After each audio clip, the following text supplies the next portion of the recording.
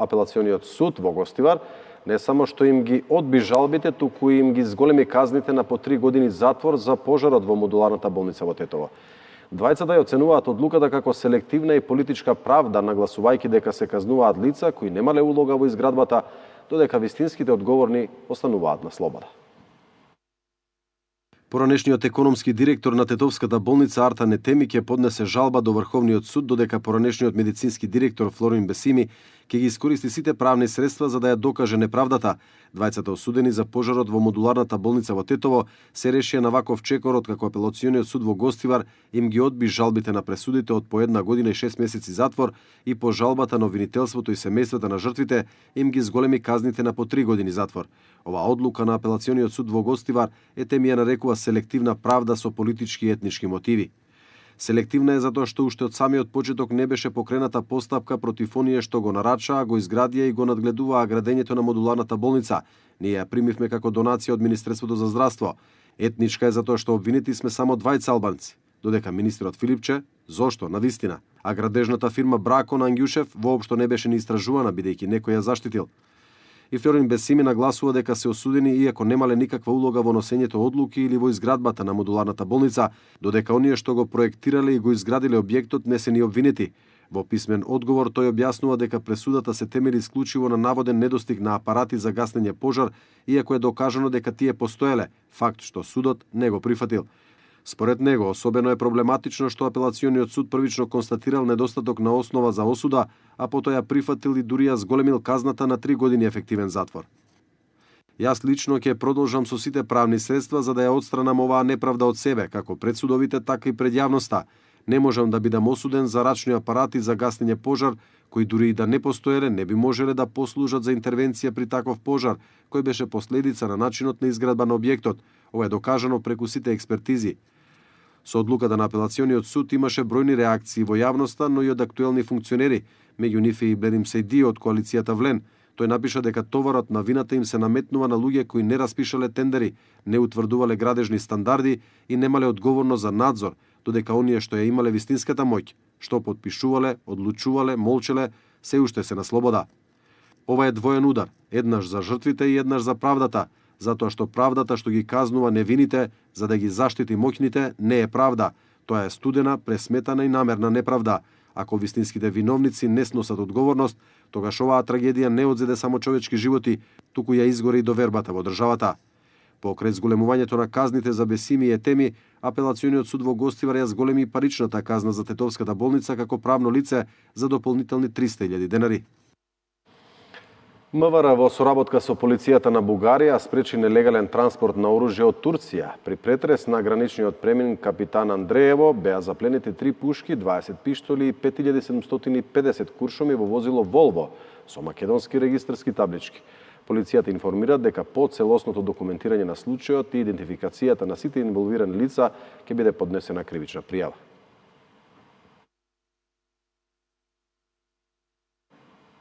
Полицијата заплени над 25 тони пиротехнички средства. Уапсени се 2 лица, НР и ИР од Скопје, еден од нив е полициски службеник, откако при контрола на едно возило била пронајдена голема количина пиротехнички средства без документација. Операцијата се спроведе на наплатната станица Градско од полициската станица Кавадарци. Подоцна, пред магазинот на една компанија беше пронајдено и друго напуштено возило со пиротехнички средства, додека контрола на магазините открила над 25 тони. По комплетирањето на документацијата ќе биде поднесена кривична пријава.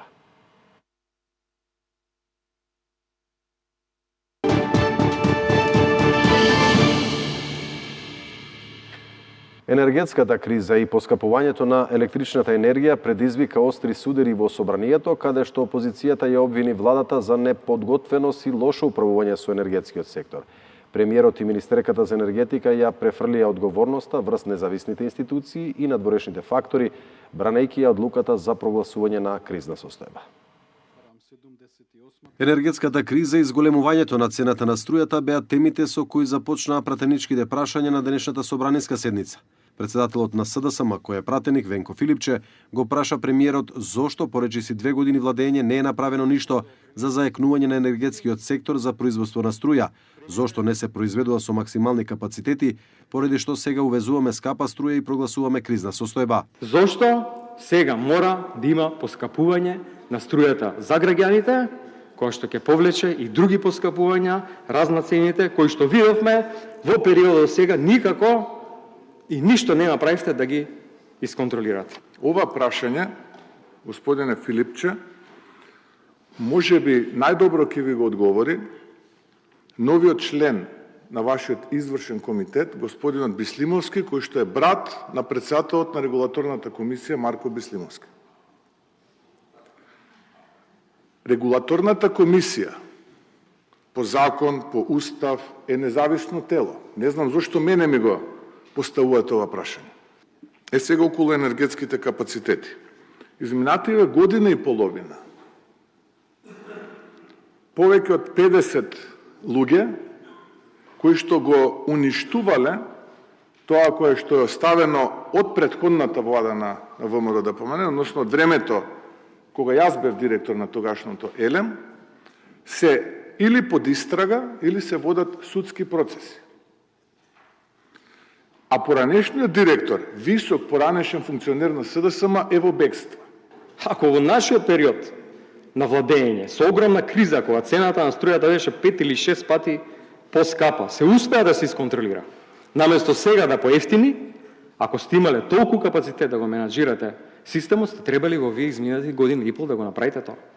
Да сега граѓаните да немаат дополнителен трошок на сметките за струја. Нема оправдување, не знам како не разбирате. Овој пристап, овие спинови, ама вие сте криви, ама има обвинети, не поминуваат. Ако има криминалци обвинети, нека се одговараат. Вие треба да си ја фатите работата. Загриженоста за поскапувањето на струјата и прогласувањето кризна состојба за мазут ја покрена и претеничката од Европскиот фронт Рина Айдари, која ја праша министерката за енергетика што правеле цело лето за да не дојде до ваква состојба. Ситуата po tregon se gjatë verës shteti nuk ka bërë përgatitje për dhe nuk e ka parashikuar as pak se do të vijë një ditë ku qytetarët do të ballafaqohen me krizë të tillë, po edhe shteti. Përse të gjendemi në një situatë të tillë kur mazutin për cilin po diskutoni dhe po keni shëndruar në objekt diskutimi në opinion, keni mundur të asiguroni me kohë dhe të përgatiteni ashtu siç i ka hije një shteti të mirëfillt. Прашавте што правевме летоска. Никој не беше видовит дека земјоделците во Грција ќе штрекуваат со денови. Баш сега, инаку АД ЕСМ, кој е под влада, акционерско друштво, значи Министерството нема надлежности на АД ЕСМ, си ги има спроведено набавките по планот на набавки, меѓутоа како одговорни, ние воведуваме криза и тоа е 7 дена, што значи дека како одговорна влада, ние без надомес ќе ги дадеме резервите на мазут. Контраодговорот што Божиновска го доби од Ајдари беше дека е скандалозно на граѓаните да им се каже дека кризата доаѓа поради неможноста да се обезбеди мазут, кога оваа влада формираше посебно Министерство за енергетика, кое не успеало да изготви план за справување со кризата. Зголемувањето на цената на електрична енергија ќе има влијание врз зголемувањето на цените на производите кои како основен трошок ја имаат струјата. Но тоа зголемување ќе биде многу мало и нема значително да влијае ниту на компаниите, ниту врз джебот на граѓаните, изјави Нухи Алију, вршител на должноста претседател на Стопанската комора на Северозападна Македонија.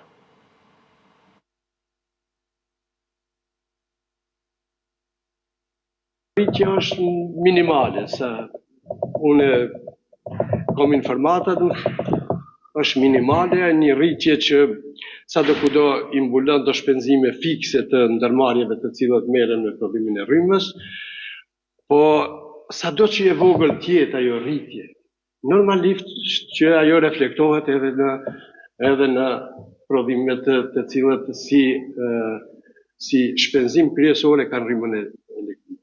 Kështu që ajo do të reflektohet edhe në rritjen e çmimeve, po ajo është një rritje shumë e vogël, që nuk do ketë edhe një efekt shumë drastik në tregun e Maqedonisë dhe besoj se lehtë do ta përballojnë edhe bizneset edhe qytetarët. Во рамките на пратеничките прашања се говореше и за Законот за правична и соодветна застапеност. Дуи обвини дека балансерот станал трн во око на владата, па затоа бил укинат за да се замени со закон кој според Рина Ајдари не е ист. Премиерот Мицкоски одговори дека токму претходната влада предложила негово укинување и дека новиот закон ќе биде совршена замена. Законот за правична и соодветна застапеност со неколку мали доработки предложени од Венецијанската комисија го подготвува владата пред да биде доставен до собранието во 2026 година. Но на пратеничките прашања во последниот четврток од годината, ова прашање стана тема на дебата меѓу власта и опозицијата. Пратеничката од ДУИ, Рина Ајдари, му постави прашање на премиерот зошто балансерот бил укинат уште во првите денови од мандатот на владата. Se balansuesi ishte therë në sy për të gjithë shumicën parlamentare dhe keni hequr që nga fillimi i punës tuaj në ekzekutiv. Si mund të hiqet aq lehtë një element që ka garantuar përfaqësim të drejtë në punësimet e qytetarëve dhe mendoni të jeni pra të perceptoheni si i barabartë në sytë e qytetarëve duke propozuar ligje të tilla ose duke mbështetur ligje të tilla, sepse për fat të keq ka shumë kontradikta e paqartësi në këtë çështje kaq të ndjeshme për qytetarët, por edhe shqetësuese njëkohësisht. Премиерот Христијан Мицкоски одговори дека граѓаните треба да ја знаат вистината дека владата на ДУИ и СДСМ препорачала укинување на балансерот и дека поради тоа ДУИ им должи извинување пред се на албанските граѓани. Мицкоски изјави дека законот за правична застапеност, изработен од оваа влада, се подготвува според методологијата за членство во Европската Унија. Невистина е тоа што го кажавте околу балансерот? Зошто? Затоа што вашата влада, во која што вие бевте дел, во која што прв вице-премиер беше Артан Груби, во која што ДУИ беше силен коалиционен партнер, донесе одлука да се избрише балансерот како алатка, бидејќи го надминал своето време. И второ, Уставниот суд, во кој што денеска седат суди, избрани од претходното мнозинство на ДУИ и СДСМ, донесе одлука каква што донесе, која што вие ја коментирате, и невистинито кажуваат овдека на говорницата дека тоа било одлука на оваа влада. Тоа не е точно. Предлог законот за правична и соодветна застапеност на почетокот на декември доби позитивно мислење од Венецијанската комисија како закон што не е во спротивност со уставот на државата. Сепак се уште не е познато кога ќе биде доставен до собранието за да влезе во процедура. Овој нацрт закон, изработен од владата, представува замена на балансерот, кој повеќе од 2 децении служеше како метод за избор на вработени во јавната администрација врз основа на етничката припадност. Ова честопати беше злоупотребувано од апликанти за вработување во јавните институции, кои се пријавувале по друга етничка заедница од онаа на која навистина припаѓаат. Вработените во институцијата Народен правобранител апелираат за итно решение од страна на раководството, бидејќи институцијата функционира само со 20 заменици и постои ризик од јануари 2026 година да не се исплатат личните примања. Председателот на собранието Африм Гаши повика на политичка волја од партиите за да се деблокира процесот на избор на народен правобранител. Преку ова писмо упатено до собранието, вработените и двајцата преостанати заменици на народниот правобранител апелираат за итно решение за, како што го нарекуваат, безизгледната ситуација во која се наоѓаат од јули месец. Предходно веќе доставувале известување до собранието, но не добиле одговор. Вработените во институцијата на народен правобранител во моментов не се во можност да ги остварат поголемиот дел од правата кои произлегуваат од работниот однос, а од јануари 2026 постои реален ризик да не ги добијат личните примања, со што ќе се доведе во прашање редовното остварување на уплатите за здравствено и социјално осигурување, како и за пензиско осигурување. По овие причини оправдано го поставуваме прашањето дали државата има потреба од таква институција. На прашањето за ова, председателот на собранието Африм Гаши го истакна значењето на институцијата Народен правобранител, особено сега пред повторените избори на 11 јануари, и ги повика пратеничките групи да покажат политичка волја. Што се однесува до процедурата и до собранието, ние сме направиле се таа да тече нормално, но сме затекнати со политичката волја на политичките партии. Знаете дека треба да се изгласа по мнозинство и по голем бадентер, затоа ја користам оваа можност преку вас медиумите да упатам апел до сите политички партии да го одблокираме овој процес, да најдеме решение, да седнат политичките актери да најдат решение. Институцијата Народен правобранител остана без раководител откако Насер Зибери замина во пензија. Во моментов функционира само со двајца заменици, Илбер Руфати и Сонја Трифуновска. Народниот правобранител се избира и се разрешува од собранието. Во Советот на град Скопје беше побарана дебата за загадувањето од цементарница Усје, за која се бара и дислокација со образложение дека представува сериозен ризик за здравјето на граѓаните. Граѓаните побарале дислокација на цементарницата Усија и институциите, меѓу кои и градот Скопје, се должни да им овозможат здрав живот, изјави советникот Маријан Калевски од иницијативата Зелен хуман град на денешната седница на Советот. Град Скопје е институција, се надевам. Така што има должност тоа да им го возможи на граѓаните. Затоа ве замолувам уште еднаш ова точка да се стави на дневниот ред, бидејќи има потреба од идност за истата. Загадувањето е сега, а нема да биде за месец дена или 2 месеци можеби, кога нема да има повеќе загадувања. Советникот од редовите на ЛДП Ристо Пенов рече дека овој проблем е многу сериозен во Скопје и дека иако градот нема надлежности да одлучува за дислокација, добро би било да се дебатира, да се искажат мислења и да се покрене некаква иницијатива, бидејќи како што истакна, сите предупредувања се сериозни дека цементарницата силно загадува. Градоначалникот Орце Ѓорѓиевски потврди дека градот Скопје нема надлежности врз функционирањето на цементарницата, но дека ќе се отвори дебата и заклучоците ќе им бидат доставени на надлежните институции, како што е Министерството за животна средина. Ние како Совет и како град Скопје, денеска и во буџетот кој што треба да го изгласаме, имаме точки кои што се однесуваат на заштита на животната средина во главниот град, но се точки во кои што ние имаме надлежност. И ќе потенцирам повторно и покрај тоа што немаме надлежност, конкретно, на цементарница Усија, јас не гледам проблем никаков да ние донесеме заклучок заеднички денеска и да се обратиме со тој заклучок до надлежните институции да си постапуваат понатаму. На крај беше одлучено да има дебата за дислокацијата на цементарницата Усија. Предходно опозицијата во Советот на Скопје побара инспекцијски надзор во Усија со конкретни мерки, а не со празни ветувања. Од цементарницата Усија ги отфрлија сите обвинувања дека нивната дејност е причина за загадувањето на воздухот во главниот град, наведувајќи дека фабриката е под 24-часовен независен мониторинг и дека сите мерења се под законски дозволените граници. Коалицијата Влен повторно со обвинувања за злоупотреба на јавните пари во општина Гостивар. Според нив, изградбата на сала на Општинскиот совет чинела околу 750.000 евра, која, како што нагласуваат, можела да се изгради со максимален трошок од 50.000 евра. Лимани ги отфрла обвинувањата, наведувајќи дека проектот изнесува околу 530.000 евра и дека ќе се изврши реновирање на целиот приземен кат.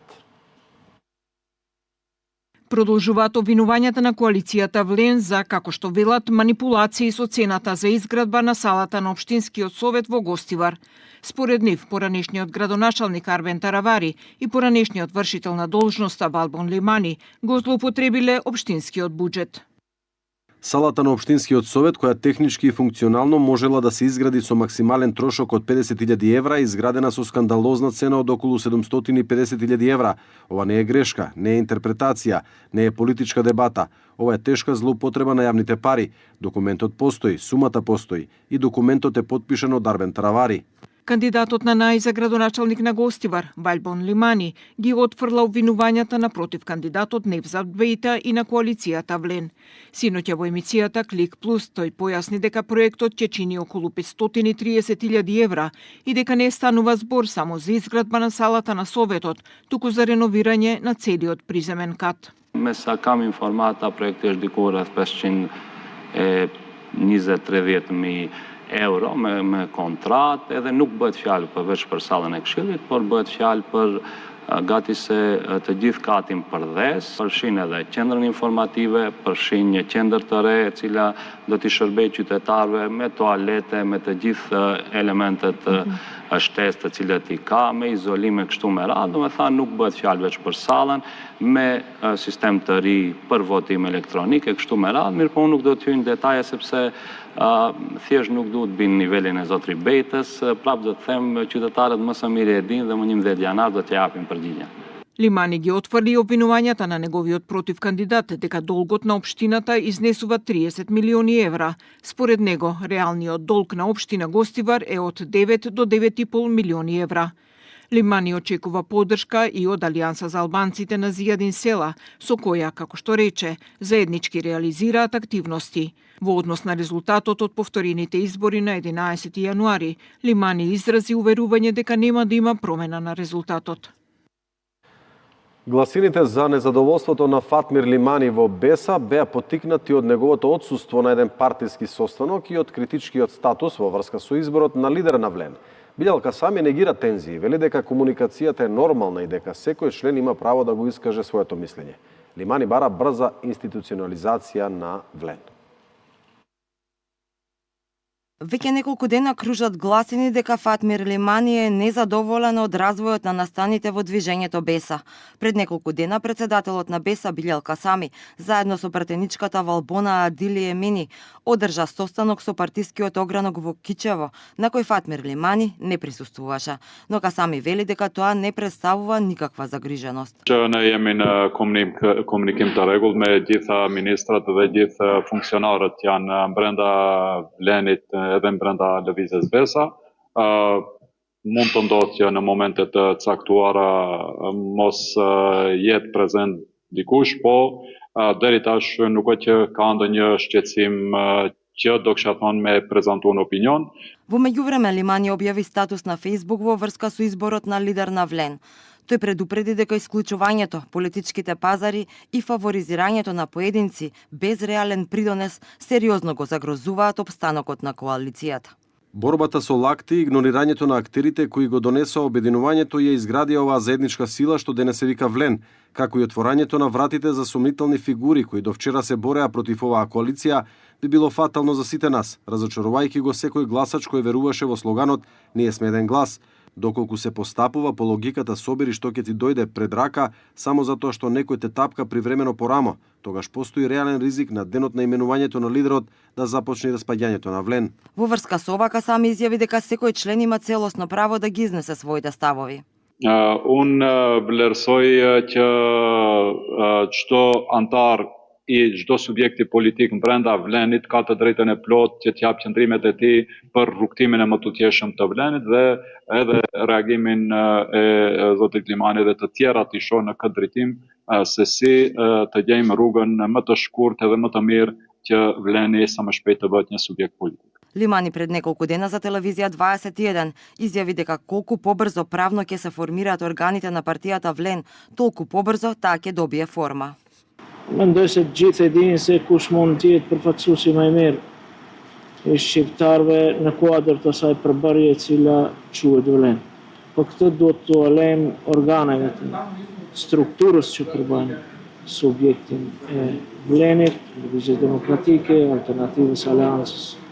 Dhe në fund të presim të realizohet pritshmëria e asaj që quhet popullat. Во меѓувреме Касами додаде дека во Влен се бара најдобрата опција за спојување во политички субјект и дека најмногу се разгледува моделот со ротација.